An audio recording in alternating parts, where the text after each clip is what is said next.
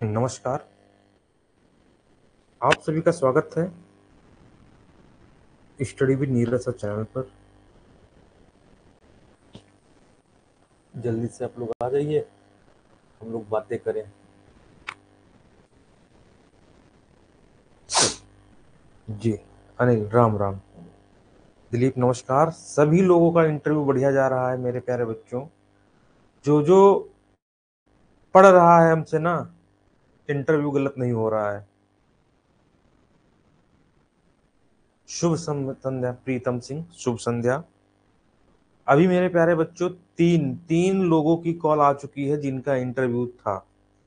ठीक है। बोल रहे हैं सर, सब कुछ पूछा गया और सब कुछ हमने बताया, कुछ भी बाहर से नहीं है। जितना भी पढ़ाया गया सब वहीं से पूछा गया। सभी लोगों का स्वागत है। सबसे पहले आज की चर्चा करेंगे, आज के जो क्वेश्चन पूछे गए हैं। नमस्ते राजू। आज के क्वेश्चन जो पूछे गए हैं उन पे हम लोग चर्चा करेंगे। ठीक है। नमस्ते सभी लोगों को, नमस्ते। आज के क्वेश्चन देखिए कौन कौन से क्वेश्चन पूछे गए हैं, उस पे हम लोग चर्चा करेंगे पहले। फिर हम बात करेंगे कि कल क्या पूछा जा सकता है, उस पे भी चर्चा करेंगे। देखिए अभी मैं आपको एक चीज और बता रहा हूं, जो इंपॉर्टेंट अपडेट वहां से निकल के सामने आई है मेरे प्यारे बच्चों। इंपॉर्टेंट अपडेट ये आई है कि सिर्फ सिर्फ मेरे प्यारे बच्चों जो इंटरव्यू होगा होगा इंटरव्यू, इसी पर आपकी कटाप बनेगी। 12th पर कटाफ आपकी नहीं बनेगी। जिसका अच्छा इंटरव्यू होगा उसी का सिलेक्शन होगा, इतना आप लोग ध्यान रखना। अनिल कुमार, पूरा सब उसी से आ रहा है। अगर आप नोट्स भी ना पढ़ो, अगर क्लास भी पढ़ लिए होगे, इतनी मैराथन पढ़ लिए होगे, सब उसी से पूछा जा रहा है। जितने भी बच्चे इंटरव्यू में जो है गए हैं, सारे बच्चे बता रहे हैं सर वही। आज जो अलग पूछा गया उस पे हम लोग चर्चा करेंगे। कितने मार्क्स का हो रहा अभी वहां पर नहीं बताया गया है। ठीक। इंटरव्यू की कटाप पर ही सिलेक्शन होगा। जिसका इंटरव्यू अच्छा होगा उसी का सिलेक्शन होगा, जिसका इंटरव्यू अच्छा नहीं होगा उसका सिलेक्शन नहीं होगा। इतना आप ध्यान रखिएगा। तो आज के इंटरव्यू में जो सबसे अलग चीज पूछी गई अनिल कुमार, 20 मार्क्स का, चलो देखते हैं। जो सबसे अच्छी चीज पूछी गई या सबसे अलग चीज पूछी गई उस पर हम लोग चर्चा करेंगे। थोड़ा हटके पूछा गया। वो हटके क्या पूछा गया मेरे प्यारे बच्चों, जो खरपतवार नियंत्रण है, नियंत्रक। आज क्वेश्चन पूछा गया खरपतवार नियंत्रण के विषय में, जो प्रमुख शाकनाशी हैं उनके विषय में। अब आज तो पूछा गया मेरे प्यारे बच्चों गेहूं, गेहूं का जो खरपतवार खरपतवार मेरे प्यारे बच्चों नियंत्रण हेतु जो शाकनाशी है, शाकनाशी, वो पूछा गया क्वेश्चन गेहूं का। ठीक है। तो गेहूं का हम चलो देख लेते हैं, गेहूं के कौन कौन से, इनको हम देख लेते हैं। अगर बाई द वे आ गया तो आप लोग धज्जियां उड़ा देना कल, अगर नहीं आया तो कोई बात नहीं। ठीक। तो गेहूं के लिए हम यूज करते हैं आइसोप्यूटारान, आइसोप्रोट्यूरॉन, ये गेहूं का है। ठीक है।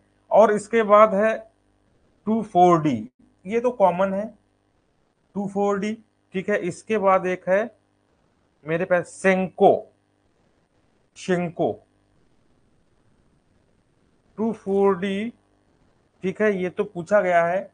फिर है सेंको, ये जो है आपके आएंगे गेहूं पे। अगर धान पे पूछ लिया जाए, धान का खरपतवार नियंत्रण,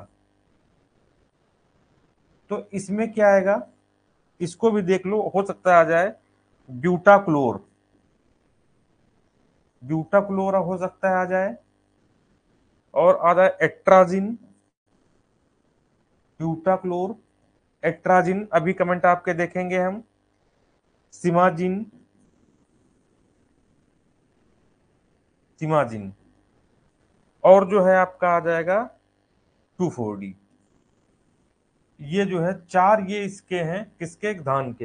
हाँ, बेटा फुफुरान, हाँ हाँ बिल्कुल हरविंदर, ठीक है। ठीक, तो कुछ ये खरपतवार नियंत्रण है, गेहूं के हैं, धान के हैं, और बहुत सारे हैं। थोड़ा गन्ना का भी देख लो, गन्ना का भी देख लो, इंपॉर्टेंट है। एजीटीए में यहां से एक क्वेश्चन आएगा, गन्ना का खरपतवार नियंत्रण देख लो, तो गन्ना का आप कहोगे एलाक्लोर, एट्राजिन। एक सेकेंड, नहीं नहीं, धान, सॉरी सॉरी सॉरी, एक सेकेंड, एक सेकेंड भाई, एक सेकेंड, एक सेकेंड, भाई भाई भाई भाई भाई, एक सेकेंड मेरे प्यारे बच्चों। धान का देख लो, धान का ब्यूटाक्लोर है, और है थायोबेनकार, थायोबेनकार, ये दो हैं धान के। गन्ना का हम लिख दिए थे इसमें, ठीक है, ध्यान रखना। गन्ना के दो लिख लो, और गन्ना के एलाक्लोर, एट्राजिन, ये दोनों इंपॉर्टेंट हैं। एलाक्लोर है, और एट्राजिन, और सिमाजिन। ठीक, ये तीन है गन्ने के, बस। गेहूं, धान, गन्ना याद रखना है, तो बहुत सारे, लेकिन कोई बात नहीं, ठीक है।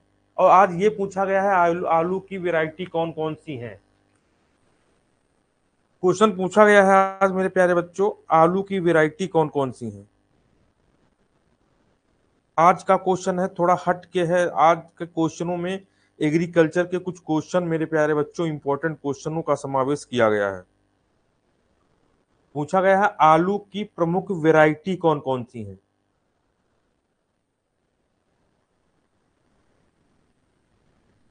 आलू, कुफरी, वासा, सिप, हाँ बिल्कुल, सिप सोना। तो आलू की प्रमुख वैरायटी आप देख लो, देखो जो क्वेश्चन का पूछे गए उनको थोड़ा हम देखते हैं, ठीक है। आलू की प्रमुख वैरायटी आप लोग देख लो कौन कौन सी हैं, फिर हम आगे बढ़ेंगे, ठीक। आलू की प्रसिद्ध किस्में की, आलू की प्रसिद्ध किस्मों की बात करेंगे। आलू की जो प्रसिद्ध किस्में हैं मेरे प्यारे बच्चों, क्योंकि आज क्वेश्चन इसमें पूछा गया है, तो हो सकता है मेरे प्यारे बच्चों, अगर एग्जामिनर वही बैठते हैं ना, तो क्वेश्चन घूमता रहता है, और पूछेगा वही जो उसे आता होगा, ध्यान रखना।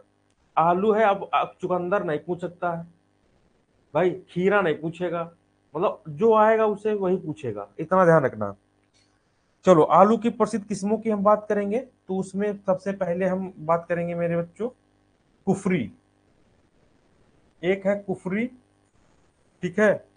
फिर कुफरी के बाद कंचन, कुफरी कंचन, ठीक। कुफरी कंचन एक में है, फिर कुफरी अरुण, कुफरी अरुण, ठीक है। नंबर दो, कुफरी केसर, कुफरी केसर, ठीक। बहुत सारी कुफरी नीलकंठ, कुफरी मणिक, कुफरी, बहुत सारी कुफरी लगा के हैं, सोलेनम, समसम, हारवेंदर, ठीक। बहुत अच्छी किस्में हैं आलू की, ठीक है, ध्यान रखना। दुनिया भर में 5,000 किस्में लगभग आलू की हैं। चिप्सोना तो आप भूल जाओ, चिप्सोना वगैरह तो है ही है। हाँ, बहुत सारी हैं, बिल्कुल सही, ठीक। अब देखो, वर्गीज कुरियन से संबंधित क्वेश्चन पूछा गया था, वर्गीज कुरियन, इससे संबंधित क्वेश्चन पूछा गया था। आपको पता होगा वर्गीज कुरियन के विषय में, ठीक है। इनका योगदान पूछा गया था, कई बार हमने इसको बताया है योगदान को। एक क्वेश्चन हमेशा जो है कॉमन है, जो पूछा जा रहा है मेरे प्यारे बच्चों, वायरस और जीवाणु जनित रोग, ठीक है। इस पे हम थोड़ा, इसको हम देख लेते हैं। वायरस और जीवाणु जनित रोगों को हम थोड़ा देख लेते हैं। उससे पहले मैं प्यारे बच्चों एक चीज और हाँ, एक चीज उससे पहले ये देख लो, राष्ट्रीय गोकुल मिशन योजना, ये इंपॉर्टेंट है, क्वेश्चन पूछा जाता है, इस पे पूछ सकता है राष्ट्रीय गोकुल मिशन क्या है, क्योंकि आपको पता है बहुत इंपॉर्टेंट है, दूध से संबंधित है। गोकुल पुरस्कार दूध से संबंधित है मेरे प्यारे बच्चों, दूध के क्षेत्र में दिया जाता है। ठीक है भैया, प्रीतम जी स्थान का नाम है कुफरी, कुफरी इसलिए वो कॉमन है। ठीक है, चलिए इसमें देख लो, गोकुल पुरस्कार ये इंपॉर्टेंट है, किस क्षेत्र में दिया जाता है, दूध के क्षेत्र में, ध्यान रखना। और राष्ट्रीय गोकुल मिशन है क्या, इसको भी देखो। राष्ट्रीय गोकुल मिशन केंद्र सरकार ने 28 जुलाई 2014 को, 28 जुलाई हमने योजनाएं बताई हैं, उसको पढ़ के आपको जाना है। केंद्र सरकार ने 28 जुलाई 2014 को स्वदेशी गायों के संरक्षण और नस्लों के विकास को वैज्ञानिक तरीके से प्रोत्साहित करने के लिए राष्ट्रीय गोकुल मिशन की शुरुआत की। यह मिशन राष्ट्रीय पशु प्रजनन एवं डेयरी विकास कार्यक्रम पर केंद्रित करता है। देख लो, पशु प्रजनन और डेयरी विकास पर केंद्रित करता है। इस मिशन के उद्देश्य क्या थे, इनको भी देख लो, हो सकता पूछा जाए राष्ट्रीय गोकुल मिशन किस क्षेत्र में दिया जाता है और राष्ट्रीय गोकुल मिशन में कोई एक उद्देश्य बताओ। तो आप स्वदेशी नस्लों का विकास और संरक्षण, स्वदेशी पशु नस्लों के लिए नस्ल सुधार कार्यक्रम शुरू करना ताकि अनुवांशिक सुधार और पशुओं की संख्या में वृद्धि की जा सके, दूध उत्पादन और उत्पादकता को बढ़ाने के लिए नॉन डेसिक्रिप्ट पशुओं को गिर, साहिवाल, राठी, देवनी, ये जो अभी हम कल एक वो योजना बताए थे आपको, ध्यान करो, कृषक नंदनी योजना बताए थे। कृषक नंदनी योजना में गिर साहिवाल और थारपारकर, ये तीन जो है पशु थे, इनके विषय में जो है बताया गया था कृषक नंदनी योजना में, इंपॉर्टेंट है जी अनिल, पूछा जा रहा कृषक नंदनी योजना और राष्ट्रीय गोकुल मिशन योजना, नंद बाबा मिशन योजना, इन तीन योजना से तो योजना तो पूछी जा रही है। और हमने जब करंट की पीडीएफ बनाई, हमने पूरी योजना आपको प्रोवाइड कर दी है करंट वाली, आप उसको पढ़िए, तीन ही चार योजना उसमें इंपॉर्टेंट है। फालतू पे देखो बहुत सारी पीडीएफ हैं, लेकिन फालतू चर्चा करना कोई बेवकूफ़ी नहीं। अब हम बता दें, कल जिंदगी नहीं, लेकिन जब तक जो है आप लोग का बैच चल रहा है इंटरव्यू का जो है, या मैं आपको इंटरव्यू की पीडीएफ जो प्रोवाइड करता हूँ, जो देता हूँ, ठीक है सर, ये तो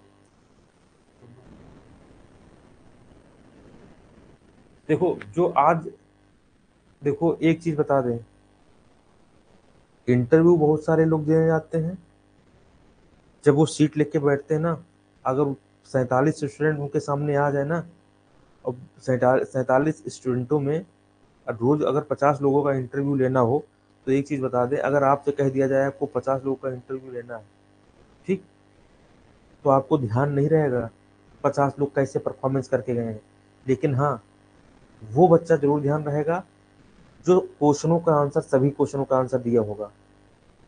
वो बच्चा नहीं ध्यान रहेगा कि जो 10 में से 5 क्वेश्चनों का आंसर दिया हो। ध्यान रखना ये चीज। तो अगर आपसे सरल क्वेश्चन पूछे जा रहे हैं तो आप लकी हैं, आप सारे क्वेश्चनों के आंसर दे रहे हैं तो आप लकी हैं। बहुत सारे बच्चे जा रहे हैं, उनसे क्वेश्चन ऐसे पूछते जा रहे हैं कि वो बता नहीं पा रहे हैं, उनसे सरल क्वेश्चन पूछ ले जा रहे हैं, नहीं बता रहे हैं, इंटरव्यू की तैयारी किए नहीं है, कहाँ से उनका होगा। अभी देख लेना, इतने लोग जो लिए हो बैच, इसमें देखना कितने लोगों का सिलेक्शन होता है। ठीक है, देखना। थारपारकर, रेड सिंधी और अन्य कुलीन स्वदेशी नस्लों के जरिए अपग्रेडेशन का कार्य करना। प्राकृतिक सेवाओं के लिए उच्च आनुवंशिक योग्यता वाले साँडों का वितरण, यह परियोजना राष्ट्रीय पशु प्रजनन डेयरी विकास का हिस्सा है। इस योजना का कार्यान्वयन राज्य कार्यान्वयन एजेंसियों द्वारा पशु विकास बोर्डों के माध्यम से किया जाएगा। 12वीं पंचवर्षीय योजना के दौरान इस कार्यक्रम पर 500 करोड़ रुपए खर्च किए जा रहे हैं। कुछ नहीं इसमें ध्यान रखना है, आपको इतना ध्यान रखना है कि यह योजना जो है 28 जुलाई 2014 को स्वदेशी गायों के लिए नस्लों के विकास के लिए चलाई गई। यह विकास कार्यक्रम पर केंद्रित है, ठीक है, और स्वदेशी नस्लों का विकास और संरक्षण का कार्य में बिल्कुल ये अग्रता रहती है, बस और कुछ ना ध्यान रखना। आगे जो मैं बताना जा रहा था, जो इम्पोर्टेंट क्वेश्चन पूछा जा रहा है मेरे प्यारे बच्चों, चलो पहले इम्पोर्टेंट क्वेश्चन हम जो पूछा गया है उनको हम एक बार और देख लेते हैं। मेरे प्यारे बच्चों, गाय और भैंस, इनका जंतु वैज्ञानिक नाम पूछा जा रहा है। आज पूछा गया है, आज पूछा गया है। गाय भैंस का जंतु वैज्ञानिक नाम तो आपको पता होगा, कई बार हमने बताया भैया, जो जिसका इंटरव्यू देने जा रहे हो, जो मिल्क प्रोडक्ट करता है, उनका तो कम से कम जंतु वैज्ञानिक नाम पूछा हो, गर्भावस्था याद कर लो, समझो, जंतु वैज्ञानिक नाम याद कर लो, गर्भावस्था जरूर याद कर लो, पूछा जाता है, और जन्म स्थान याद कर लो। ठीक, अब गाय गाय भैंस और बकरी भी जोड़ लो इसमें, ठीक है, इसमें गुणसूत्र भी जोड़ लो, सब में इनका जंतु वैज्ञानिक नाम जोड़ लो, उत्पत्ति स्थान जोड़ लो, ठीक है। तो ये क्वेश्चन उसके दिमाग में रहेंगे, क्योंकि दूध भैया हमें गाय से मिलता, भैंस से मिलता, बकरी से मिलता है, तो इसलिए उसके दिमाग में गाय भैंस बकरी रहेगा। और गाय भैंस बकरी का जो है आपका जूलॉजिकल नेम पूछेगा, चाहे आपको 10 लोगों से पूछा हो तब पर भी पूछेगा। अगर ये क्वेश्चन अगर आप उसको नहीं बता पाए तो उसका जानते हो, वो समझ जाएगा कि हाँ ये बकलोल आदमी है, कुछ नहीं पढ़ के आया। बात समझ रहे हो नहीं समझ रहे हो? ठीक। और हाँ, और इसके बाद हाँ, गाय के दूध की लैक्टोमीटर रीडिंग आज का क्वेश्चन है। गाय के दूध की लैक्टोमीटर रीडिंग, रीडिंग कितनी है? और भैंस के दूध की, भैंस के दूध की लैक्टोमीटर रीडिंग। अब गाय के दूध की लैक्टोमीटर रीडिंग कितनी है? 28 से 30, 30 से 33, गुड। इसकी है 28 से 30 और इसकी है 30 से 33। ये मैंने कल ही क्वेश्चन बताया था मेरे प्यारे बच्चों, आज कल शाम को बताया था, आज पूछा गया है question. Anil Kumar milk day, हम कई बार बताएं, देखो अनिल कुमार, मिल्क डे जिस दिन आपने पूछा था क्लास में, उसी दिन हमने बताया था नेशनल नेशनल मिल्क डे, बताया था कि नहीं बताया था? बताया था कि नहीं बताया था, बताओ? बताया था, ठीक है। तो हाँ बिल्कुल, 26 नवंबर, 26 नवंबर। तो जिस दिन आप अनिल क्वेश्चन शायद किए थे, पूछे थे मिल्क डे कब, तो हमने बताया था 26 नवंबर, ठीक। तो मेरा कहने का, मिल्क डे वर्क एक्सपीरियंस के जन्मदिन होने वाला, तो ये आप बिल्कुल दिमाग में रखना कि क्वेश्चन वही आएंगे जो मैं बताया हूं, या मेरी पीडीएफ पढ़ लेना बस, और कुछ पढ़ने की कोशिश ना करना, और कुछ क्वेश्चन पढ़ने की कोशिश ना करना, क्योंकि जो मैंने नोट्स आपको दिया, जो पढ़ा रहे हैं वो सब छटे हुए हैं। इसी तरीके से मैंने जो है जीटीए का भी नोट्स बनाया है, सेम पैटर्न पर। इसमें आप देखना जाके इंटरव्यू में फंस रहा है कि नहीं। अच्छा आगे बढ़ते हैं। हाँ, गाय के दूध, हाँ, दूध में कौन सी प्रोटीन पाई, दूध में कौन सी प्रोटीन पाई जाती है, बताओ? कल हमने बताया था, कौन सी प्रोटीन, बताइए? केसिन, बहुत सही। ये क्वेश्चन याद रखना, पूछा भी गया है और कल भी पूछा जाएगा, देखना। जिसका इंटरव्यू कल है प्लीज कमेंट कर दीजिए, जिसका इंटरव्यू कल है कमेंट कर दीजिए।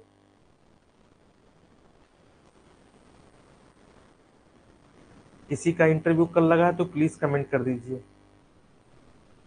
चलिए, और हम बता रहे हैं, हाँ, जो मैं बताना चाहता था, यहां से क्वेश्चन आपको जरूर मिलेंगे, यहां से, यहां से क्वेश्चन आपको मिलेंगे मेरे प्यारे बच्चों।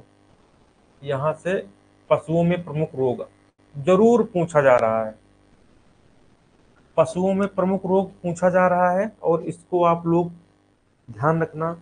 मेरा है सुधीर तिवारी, मॉर्निंग में है या इवनिंग में है या आफ्टरनून में, बताइए, मॉर्निंग में है या शाम में है प्लीज? 26 नवंबर है सर, मेरा मिल्क डे मनाया जाएगा। अरे बहुत सही, तो पक्का जो है महेंद्र राजपूत 1:30 PM से, ठीक है सुधीर, कल है। कहाँ सुधीर, अपने विषय में थोड़ा बता दो, कहाँ के रहने वाले हो और क्या लखनऊ आ गए हो? चलो हम आगे बढ़ते हैं। देखो, एक तरफ रोग है, एक तरफ कारक है, एक तरफ प्रभावित पशु है। तो प्रभावित पशु देख लो, ठीक है, लेकिन कभी कभी पूछा जाता है कोई वायरस वाले 2 रोग बताओ जो पशुओं में फैलते हैं, कोई जीवाणु वाले 2 रोग बताओ पशुओं में फैलते हैं सुल्तानपुर, ठीक। कोई कवक वाले रोग पूछा जाता है, तो ये रोग कौन सा है, किसके कारण फैलता है, गला घोटू रोग किसके कारण फैलता है, ठीक। कोई वायरस के कारण फैलने वाले 2 रोग बताओ। तो ऐसे क्वेश्चन मेरे प्यारे बच्चों, अच्छा प्रीतम सिंह, ठीक है, ऐसे क्वेश्चन जो है पूछे जाते हैं, इनको देख लो, इसमें से क्वेश्चन आपको मिलेंगे, बराबर मिलेंगे और पक्का मिलेंगे, पक्का मिलेंगे, ठीक है, ध्यान रखना, बराबर मिलेंगे और पक्का मिलेंगे। देखो, खुरपका मुंहपका रोग वायरस के कारण, इसमें देख लो, वायरस वायरस और बैक्टीरिया के कारण अलग कर लो, क्योंकि यहाँ से पूछे क्वेश्चन जाते हैं। हर हर इंटरव्यू में, अभी कल हुआ था, आज हुआ है, हर इंटरव्यू में पूछा गया है वायरस के द्वारा होने वाले रोग पशुओं में और जीवाणु के द्वारा होने वाले रोग। तो आपको बिल्कुल पता होना चाहिए, कम से कम 4-5 लोग रोग तो पता ही होना चाहिए वायरस के द्वारा। तो देख लो, खुरपका मुंहपका, नील जिह्वा रोग, पुकनी, गला घोंटू, नील, ये 3 रोग जो है आप इधर वायरस के कारण पाओगे, ठीक। ये 3 रोग, खुरपका मुंहपका, नील जिह्वा रोग और पुकनी, ये वायरस के कारण होता है, ठीक है। हम इधर पशुओं की बात नहीं करेंगे। और जीवाणु देख लो, जीवाणु, गला घोंटू, गला घोंटू, गिल्टी, लंगड़ा बुखार, थनैला रोग और प्लस निमोनिया, ये जीवाणु के कारण। इसके बाद मेरे बच्चों वायरस के कारण एक और है चेचक, वायरस के कारण एक और है चेचक, फिर जीवाणु के कारण क्षय रोग, फिर कैल्शियम की कमी, मिल्क फीवर। कवक द्वारा देखो, 2 देख लो यहाँ पर, कवक द्वारा है, एक मेरे प्यारे बच्चों है जॉन रोग और एक सेप्रोगिया रोग। इनके विषय में एग्जामिनर खुद नहीं जानता होगा, इनके विषय में एग्जामिनर खुद नहीं जानता होगा, तो तुम क्या, हटाओ इसको, ना पढ़ो, कोई बात नहीं आएगा, नहीं पढ़ो, ठीक। एक मतलब अगर आपसे पूछा जाए कवक द्वारा कोई एक रोग बताओ, तो आप कर लो यार, लेकिन पूछेगा नहीं, ठीक है। अफारा रोग, दूषित आहार, ठीक है। तो यहाँ से जीवाणु विषाणु के द्वारा ही जो रोग पूछे जाएंगे वही आपसे ही पूछे जाएंगे, और कुछ नहीं आएगा इसमें, ध्यान रखना। और कल वाले इंटरव्यू में भी जीवाणु विषाणु के द्वारा रोग जो है वो जो फैलेंगे, वही मेरे प्यारे बच्चों आपको एग्जाम में कल आपको मिलेगा जरूर, ध्यान रखना,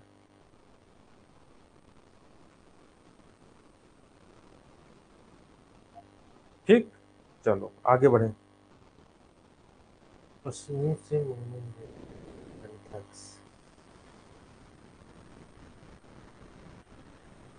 चलो आगे बढ़ते हैं।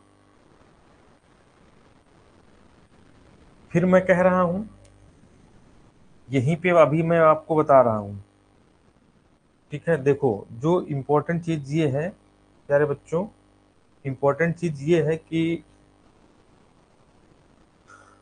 एक सेकेंड, इम्पोर्टेंट चीज ये है आप लोगों के लिए कि भैंस और गाय की वैरायटी जरूर ध्यान रखना। ये बार बार और हर आदमी से क्वेश्चन पूछा, हर स्टूडेंट से क्वेश्चन पूछे जा रहे हैं, वैरायटी जरूर ध्यान रखना, ठीक है, क्योंकि वैरायटी ही आपको पता चलेंगी। अच्छा, ये यहाँ से देखो, गाय और भैंस, इनकी वैरायटी और नस्लें, दुधारू, मांसार्थ, दुधारू, भारवाही, दो दो तीन तीन आपको याद होनी चाहिए, ठीक। अब देखो, दुहने की विधियां में आप सिर्फ पूर्ण हस्ती विधि सबसे जो है, fisting and full hand method जो है मेरे प्यारे बच्चों, ये सबसे अच्छी विधि होती है, ठीक है। और इसमें देखो होता क्या है, इस विधि में दोहनकर्ता की हथेली, हथेली, अंगुलियां तथा अंगूठा सभी प्रयोग होते हैं। यह विधि बड़े थनों वाले पशुओं में अधिक प्रयोग की जाती है। यह दूध दुहने की सर्वोत्तम विधि है। तो क्वेश्चन पूछा जाए दूध दुहने की सर्वोत्तम विधि कौन है, तो आप बताओगे पूर्ण हस्त विधि या वैज्ञानिक विधि। अंगूठा विधि, यह दूध दुहने की दोषपूर्ण विधि है। इसमें थन के चारों ओर उंगलियों से गोलाई में मोड़ कर पकड़ते हैं, अंगूठा हथेली की तरफ मुड़ा होता है। इस विधि में थनैला रोग की आशंका रहती है। थनैला रोग, अच्छा, थनैला रोग, थनैला रोग आपको पता है, जो है रक्त का पीएच मान आपको पता होगा, आपको दूध का पीएच मान पता, दूध का पीएच मान है 6.5 से 6.6। लेकिन जिस पशु में थनैला रोग हो जाता है मेरे प्यारे बच्चों, उसका जो है पीएच मान बढ़ जाता है, 6.7 से अधिक हो जाता है। ये भी ध्यान रखना, इस पशु में अगर थनैला रोग हो गया है तो उसका पीएच मान बदल जाता है, बढ़ जाता है। पीएच मान जरूर ध्यान रखना, ठीक है। हमने बताया था मृदुला का, ऐसे बताया था, मृदुला का जल रक्त हो गया, तो ऐसे बताया था, हो गया।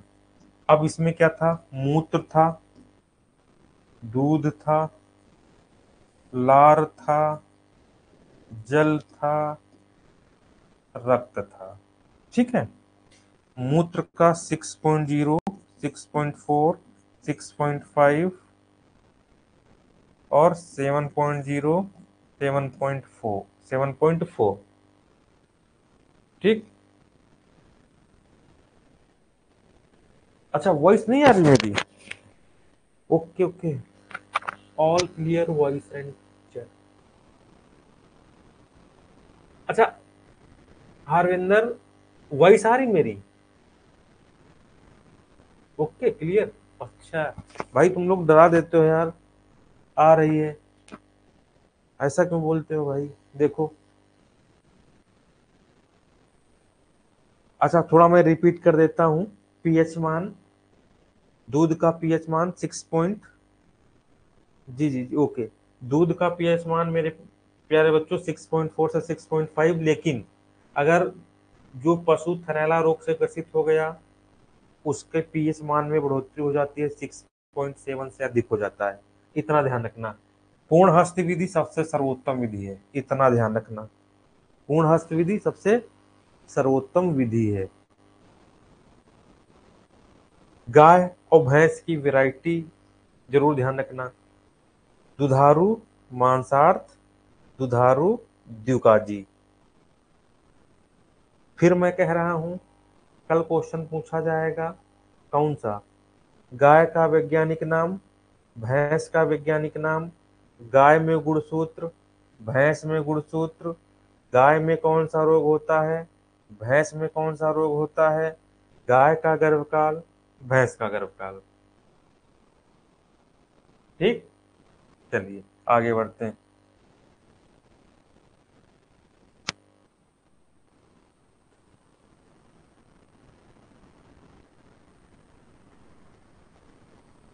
चलो इसको भी थोड़ा हम देख लेते हैं। प्रथम पंचवर्षीय योजना में देख लो, इंपॉर्टेंट है।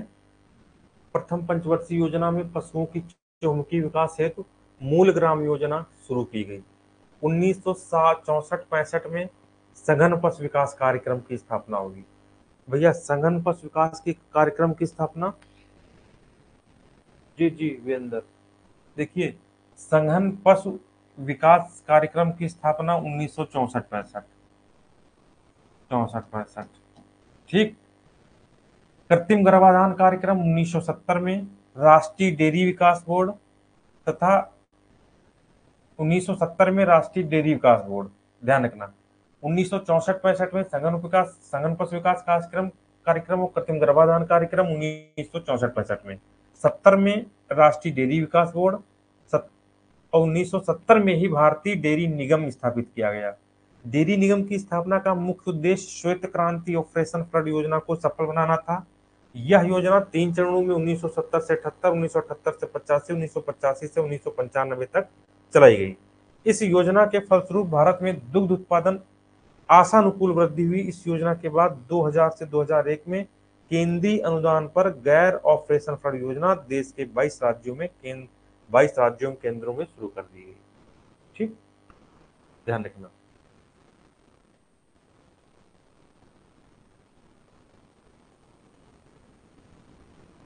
चलो इसको भी देख लेते हैं, थोड़ा पूछा नहीं जाएगा लेकिन थोड़ा हम देख लेते हैं। अच्छी चीज है, अच्छी चीज है मेरे प्यारे बच्चों। देखिए, देख लो, वर्ष 1889 में इलाहाबाद में अंग्रेजों द्वारा प्रथम मिलिट्री डेयरी फार्म की स्थापना की गई थी। देखो 1989 में इलाहाबाद में अंग्रेजों द्वारा प्रथम मिलिट्री डेयरी फार्म की स्थापना की गई थी। इसकी सफलता के बाद स्वतंत्रोपरांत इस प्रकार की डेयरी फार्मों की संख्या बढ़ाई गई और इन फार्मों पर विदेशी सहायता से संकरीकरण कार्यक्रम सफलतापूर्वक चलाया गया। आज देश में 7 केंद्रीय पशु प्रजनन फार्म है। कितने? 7 केंद्रीय पशु प्रजनन फार्म है तथा ये सूरतगढ़, चिपली और सुननबेड़ा, धमरोड, भैंसरघट्टा, अलमाड़ी और अंदेश नगर उत्तर प्रदेश सरकारी प्रयासों के अतिरिक्त विदेशी सहायता से देश में बहुत से पशु विकास कार्यक्रम जगह जगह चलाए जा रहे हैं। इंडो स्विस परियोजना 1961, इंडो जर्मन परियोजना, इंडो ऑस्ट्रेलियन परियोजना 1974-75 का उद्देश्य विभिन्न किस्मों के विदेशी साँडों का संकट से उत्पन्न पशुओं की उत्पादन क्षमता का अध्ययन करना। हटाओ इसको, हटाओ, रहने दो, नहीं आएगा, आएगा नहीं, ठीक है, ठीक, देख लो, बार बार बताते हैं, एक बार फिर हम बता रहे हैं, बार बार बताए हैं, एक बार फिर हम बताए दे रहे हैं, देख लो। भैंस की मुख्य नस्लें भदावरी, तराई, मुर्रा, नीली रावी, कुंडी, कालाहांडी, नागपुरी, मांडा, संबलपुर, पंदरपुरी, जरांगी, साउथ कनारा, टोडा, महसाना, जाफराबादी एवं सूरती। देख लो भैंस की नस्ल, जरूर जरूर भैया ध्यान के रखना। सबसे अधिक वसा रखने वाली कॉपर रंग की भैंस भदावरी, सबसे अधिक दूध देने वाली भैंस मुर्रा। साइलेंट हीट के लक्षण किस भैंस में है? किसके लक्षण है भैंस में? ज्यादातर भैंसें किस समय हीट कर दर्शाती है? मिड नाइट में। विश्व में सर्वाधिक भैंसों की बफेलो की संख्या भारत में। ठीक, तो ध्यान रखना।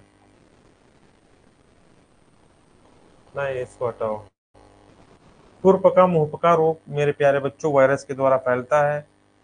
फिर मैं बता रहा हूँ, इम्पोर्टेंट है और पूछा जाता है। ठीक है, ठीक है, हाँ, एक सेकंड, हाँ, ये क्वेश्चन देख लो, इम्पोर्टेंट है, ये वाला क्वेश्चन देख लो। पशु के पेट में मेरे प्यारे बच्चों, पशु के पेट में गैस निकालने के काम में आने वाला यंत्र ट्रोकार और कैनुला, ट्रोकार और कैनुला, ठीक है, ध्यान रखना, ट्रोकार और कैनुला। और एक ऊपर है नर पशुओं में वध्या करने वाले काम यंत्र बार्डोजा कास्टेचर। छोड़ो, बहुत ज्यादा मत लो, आराम से काम करो। टेंशन लोगे तो बहुत बेकार हो जाएगा काम, टेंशन मत लो।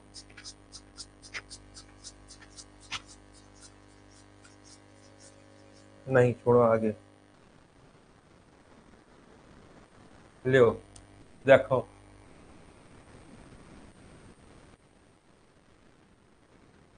लिखा है milk day is celebrated, milk day is celebrated on 26 November on the birthday of Verghese Kurien, father of white revolution. ध्यान रखना, ठीक है। एक क्वेश्चन और ध्यान रखना, गाय के दूध का हल्का पीला रंग के कारण कैरोटीन, दूध की उपस्थिति के कारण सफेद रंग केसीन। ये ध्यान रखना, बहुत छोड़ो, बहुत ज्यादा दिक्कत वाली, बहुत ज्यादा टेंशन कतई न लो। हाँ, गाय के दूध का उतारना ऑक्सीटोसिन, देख लो, इंपॉर्टेंट है, ऑक्सीटोसिन के स्राव द्वारा।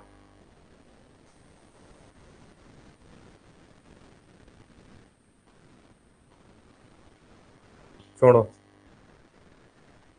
भाई, कल देख लेना, अभी अभी देखना जाके कल, इसमें कोई वो नहीं, छोड़।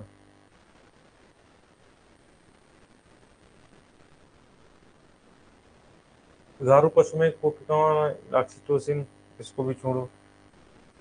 जो इम्पोर्टेंट है मैं वही बता रहा हूँ, ज्यादा उसमें मत जाना, उतना बहुत है, ठीक है। अच्छा, भैंसों की 7 प्रमुख मान्यता प्राप्त नस्लें हैं, भैंसों की 7 प्रमुख मान्यता प्राप्त नस्लें हैं, ध्यान रखना, ठीक। मुर्रा, भदावरी, जाफराबादी, मेहसाना, तराई, सुरती एवं नागपुरी भारतीय भैंस की 7 प्रमुख मान्यता मान्यता प्राप्त नस्लें हैं, इसको आप लोग ध्यान रखना, ठीक।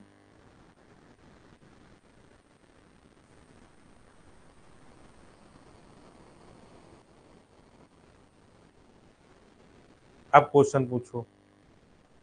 देखो भैया, मैं बता रहा हूँ, टेंशन मत लेना, आराम से जाना, अच्छा इंटरव्यू होगा। Operation flood, Pritam Singh, operation flood वाली योजना में आपको पीडीएफ में भेज दूंगा।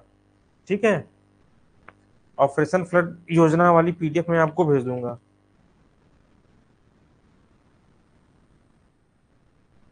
लियो। अमित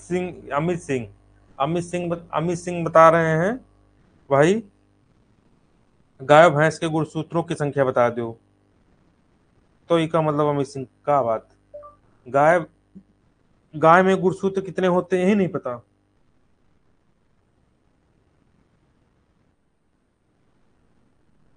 गाय की एक दैहिक कोशिका में 60 गुणसूत्र होते हैं भैया, दैहिक कोशिका में।